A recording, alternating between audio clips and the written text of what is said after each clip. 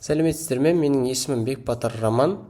Бүгін мен Қазақстан тарихындағы бірінші стресс тапсырмамның тақырыбын сіздерге түсіндіріп беретін болам. Ол әрине 6 және 12 ғасырлардағы түркі мемлекеттері. Жалпы бұл кезең адамзат тарихында ерекше орын алды. Себебі дәл осы уақытта түркі халықтары алғаш рет өз мемлекеттілігін құрды. Өз тілін, мәдениетін, жазуын қалыптастырған болатын. Бүгін мен осы дәуірдегі 12 маңызды мемлекетті атап өтемін. Олар бізде түрік қағанаты, шығыс және батыс түрік қағанаттары, түргеш, қарлық, ұйғыр, оғыз, қарахан, қарақытай, қимақ, қыпшақ бірлестігі, қыпшақ хандығы және найман мен керей мемлекеттері. Олардың әрқайсысы кейінгі қазақ халқы мен мемлекеттің қалыптасуына үлкен рөл атқарған болатын. Алғашқы мемлекетіміз айта кететін болсақ, бұл бізде түрік қағанаты 552 жыл мен 603 жылдар аралығында. Жалпы түрік қағанаты түркі халықтарының алғашқы ұлы мемлекеті. 552 жылы Бумын қаған Алтай өңірінде жужандарды жеңіп, түрік қағанатын құрған болатын. Бумыннан кейін істемей қаған батыс жорықтарын басқарып, ел аумағын кеңейтті. Қағанат Алтайдан бастап Каспий теңізіне дейін созылды. Мемлекеттің орталығы Орхон және Алтай таулары. Түрік қағанаттарының билік жүйесі мықты болды. Қаған, Шат, Ябғу сияқты лауазымдар болды. Олардың басты мақсаттарының бірі барлық түркі тайпаларының бір тудың астында біріктіру еді.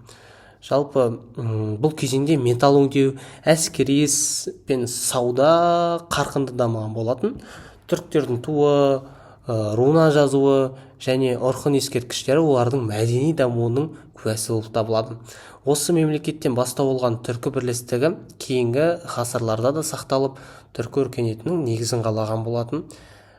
Батыс түрік қағанаты бізде 603 пен 704 жылдар аралығында. Жалпы 603 жылы түрік қағанаты екіге бөлініп, оның батыс бөлігінде батыс түрік қағанатын құрылды. Астанасы Суяб қаласы, қазіргі Қырғызстанның аумағында.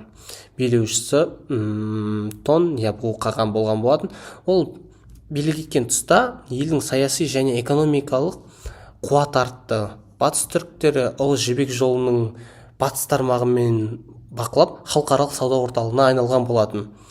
Олар Қытаймен, Византиямен және Парсы елімен дипломатиялық байланыс орнатты.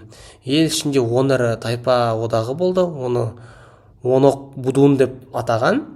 Алайда билік үшін талас пен руаралық қақтығыстардың әсеріне мемлекет әлсірей бастады.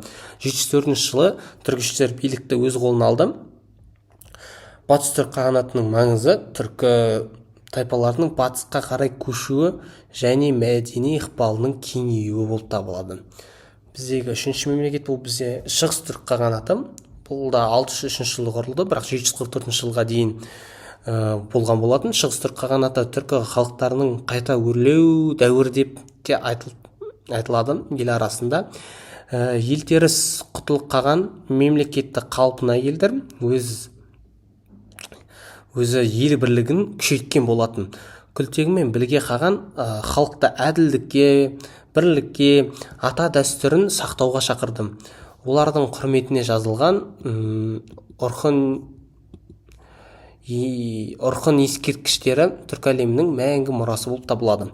Жалпы бұл жазбаларда түркі халқының тарихы мен даналығы сақталған. Шығыс түріктер көрші Қытаймен күресіп, өз тәуелсіздігін қорғаған болатын. Алайда 744 жылы ұйғырлар шабуыл жасап, қағанатты құлатты. Бірақ шығыс түрік қағанаты түркі бірлігінің рухани символына айналған болатын. Бізде келесі мемлекет бұл бізде Түргеш қағанаты 704 пен 756 жылдар аралығында. Түргеш қағанаты Жетісу жерінде құрылды. Қағанаттың негізін Үшелек қаған қалады, кейін Сұлу қаған билік етті. Астанасы Суяб және Тараз қалалары. Жалпы Сұлу қаған елдің қорғанысын күшейтіп, араб халифатына қарсы ерлікпен соғысты. Ол Сақал қаған деген атпен тарихта есте қалған болатын. түргіштер екі тұста сары және қара түргіштерге бөлінген болатын. Мемлекет жергілікті халықтың, соның ішінде түркі және түргеш тайпаларының бірлігін нығайтқан болатын. Алайда ішкі алауыздық пен Қытайдың саясаты мемлекетті әлсіретті. 756 жылы билік қарлықтардың қолына өтті. Түргеш дәуірі қазақ халқының мемлекеттік дәстүріне зор әсер еткен болатын. Бізде келесі Қарлық қағанаты. Бұл Қарлық қағанаты бізде 756 жыл мен 940 жылдар аралығында өмір сүрген. Қарлықтар бұрыннан Жетісу өңірінде өмір сүрген. 756 жылы олар түргештердің орнына өз мемлекетін құрды. Астанасы Баласағұн қаласы. Қарлықтар 9 ғасырда ұйғыр қағанатын жеңіп, Жетісудағы ең қуатты күшке айналған болатын. Олар ислам дінін қабылдап, мәдени даму басталды, қалалар мен сауда жолдары жанданды, түркілердің жазуы мен өнері өркендей бастады. Қарлықтар кейін Қарахан мемлекетінің құрылуына негіз қалады. Қарлық дәуірінде көшпелі және отырықшы мәдениет бірігіп, түркі өркениетінің жаңа кезеңі басталды. Келесі бізде Оғыз мемлекеті. Оғыз мемлекеті Сырдарияның төменгі ағысында және Арал теңізінің маңында құрылды. Астанасы Янкикен қаласы. Оғыздардың билеушісі Альбертонға Афрасиап деген есіммен аталған болатын. Олар хазарлармен соғысып, Рус мемлекетімен одақтас болды.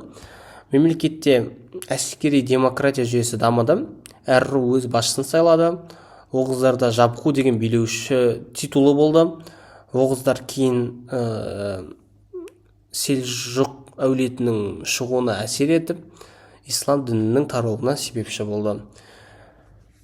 11 ғасырда қыпшақтар басып кіріп, Оғыз мемлекеті әлсіреді. Жалпы бірақ олардың мәдени және этникалық мұрасы кейінгі қазақ, түркмен, өзбек халықтарына тараған болатын. Біздерге келесі ұйғыр қағанаты 744 пен 840 жылдар аралығында.